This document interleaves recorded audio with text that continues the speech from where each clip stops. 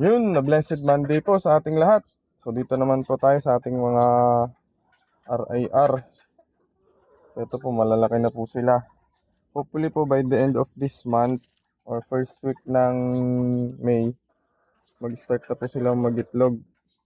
Pero maglalagay na din po ako dyan ng mga nest box para lang po aware sila na may nest box nang naka-ready.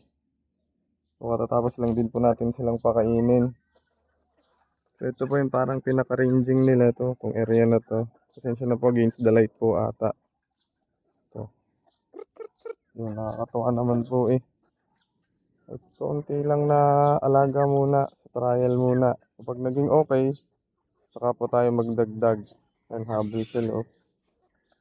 Kinakain ko na po kasi. Hindi ko na po dinagdagan.